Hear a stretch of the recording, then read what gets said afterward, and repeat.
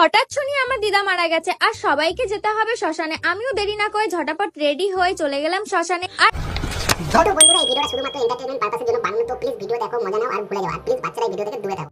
তো হাই, কেমন আছো সবাই? তো চলো বেশি না বকে আজকের ভিডিও শুরু করা যাক এই শ্মশান ব্লগকে নিয়ে। আমার দিদা মারা যাওয়ার আর শ্মশানের ব্লগটা তোমাদের সাথে শেয়ার করি। কি শ্মশানের ব্লগ? আর কি কি দেখতে হবে ভাই? এখন শ্মশানের ব্লগটাও দেখে নিলাম। কোন দিন দেখবো সালা আমি মরে গেছি, আমারও শ্মশানের ব্লগ শুরু হয়ে গেছে। দিদা মারা গেছে, সেটা শ্মশানের ব্লগ বানানো শুরু করে দিয়েছে। কি যুগ আসলো ভাই! আমি ভেবেই পাচ্ছিলাম না কোন ড্রেসটা পরবো। তারপরে আমি ভাবলাম যে আমার তো একটা সুন্দর ড্রেস কি ভাই, শ্মশানে গেলে বলে এই ড্রেসটা পরেছিস? হ্যাঁ শোন, আমি জানি কেউ মারা গেলে বুঝলি তো 13-14 দিন আর কি, যতদিন ঘাট কাজ না হয় আত্মা নাকি ঘুরে বেড়ায় আশেপাশে। তো দিদাও নিশ্চয়ই তোকে দেখছে আর ভাবছে যে কি নাতি পেয়েছি আমি। ভাই সত্যি শ্মশানে মারা গেছি, পোড়াতে যাবে সেটার ব্লগ করছে। আর একটু মেকআপ না করলে হয় তো, একটু টোনারটা মেখে। আর আরে ভাই তুই শ্মশানে যাবি, ওখানে তোকে কে দেখবে? হ্যাঁ এত মেকআপ করার কি আছে? আমি তো সেটাই বুঝছি না দাদা, একটু ভেবে দেখি। ও বুঝতে পেরেছি, শ্মশানে যাবি, ওখানে যদি কোনো হ্যান্ডসাম আত্মা মাত্মা তোকে দেখে সেটাও ঠিক। তোর তো একটু মেকআপ করে যাওয়া দরকার, তাকে একটু ইমপ্রেস করতে হবে না আত্মাতে।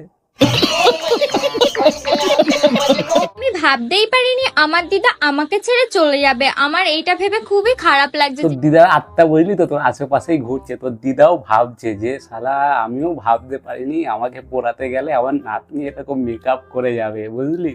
তোর দিদাও ভাবছে শালা উড়ে গেছি, ভালোই হয়েছে, এই রাত্রির হাত থেকে তো বাঁচলাম। মন খারাপ করে আর কিছুই হবে না। সে তো ঠিকই, মন খারাপ করে কি হবে? আর তুমি বেশি বেশি করে মেকআপ করো।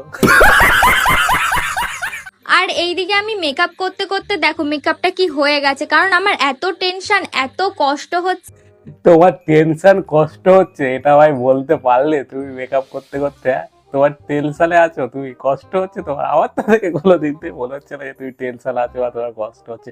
আমার তো মনে হচ্ছে তোমার দিদা মারা গেছে, তুমি বিশাল খুশি, একটা কন্টেন্ট পেয়ে গেছো তুমি। আর এইদিকে আমি বুড়োটা একটু আঁকিয়ে নিলাম যেমন তেমন ভাবে। আমি কিন্তু বেশি কিছু করছি না, আইবুড়োটা হালকা করে একটু আঁকিয়ে নিলাম আমি। তুমি বেশি কিছু করছো না? হ্যাঁ বেশি কিছু করছো না, খালি আইব্রোটা আঁকিয়ে দিলে।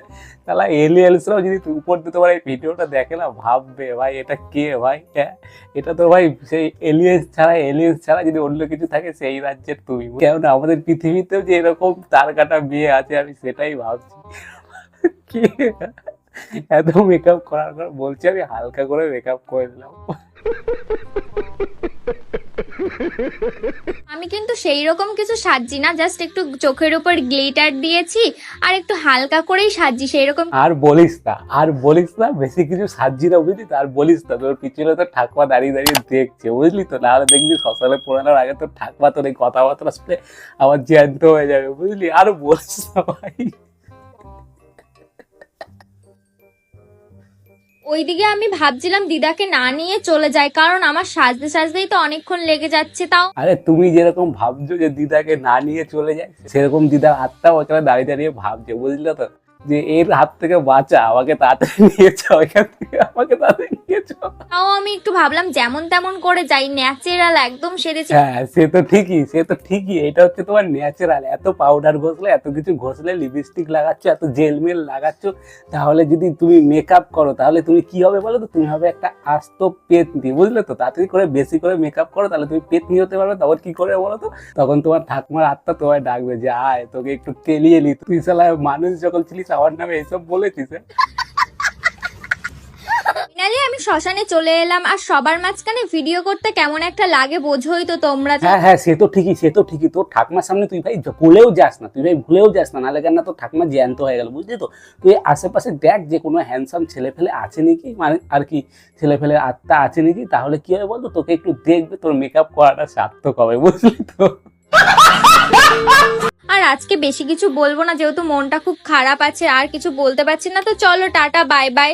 হ্যাঁ তুই শালা ভাগ এখান থেকে, বুঝলি তো, তুই ভাগ। অনেক কিছু বলে নিয়েছিস, ঠাকুমা মারা গেছে, অনেক মেকআপ করলি, অনেক নাটক করলি, সবকিছু করলি, সবই ঠিক আছে, এবার এখান থেকে সাইড নে, বুঝলি তো। কিন্তু আমার একটা কোশ্চেন তোর কাছে, তুই যত মেকআপ ফেকআপ করলি, ঠিক আছে, তোর কি ওই মেকআপ করাটা সার্থক হলো? তোর কি কোনো হ্যান্ডসাম আত্মার সাথে দেখা হয়েছিল?